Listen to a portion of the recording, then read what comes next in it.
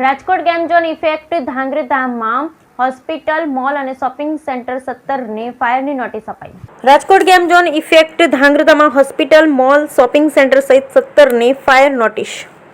ધાંગધ્રા નગરપાલિકા દ્વારા ફાયર સેફટીને ધ્યાને લઈ ધાંગધ્રામાં આવેલી 7 હોસ્પિટલ, મોલ, શોપિંગ સેન્ટર, કોસ્મેટિકની દુકાન, રેડીમેડ દુકાન સહિત 17ને નોટિસ ફટકારી તાત્કાલિક અમલવાર નહીં કરાય તો સીલ મારવાની કાર્યવાહી કરવામાં આવશે તેમ જણાવવામાં આવ્યું છે.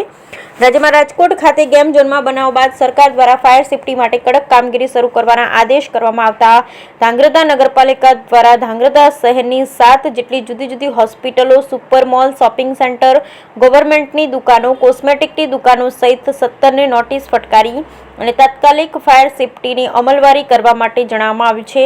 અને આમ જો અમલવારી નહીં કરવામાં આવે તો નગરપાલિકા દ્વારા hospital, super mall, shopping centre, ગવર્મેન્ટની દુકાનો, કોસ્મેટિકની દુકાનો સહિતને સીલ મારવાની કામગીરી કરાશે તેમજ નગરપાલિકાના ચીફ ઓફિસર દ્વારા જણાવવામાં આવેલ છે.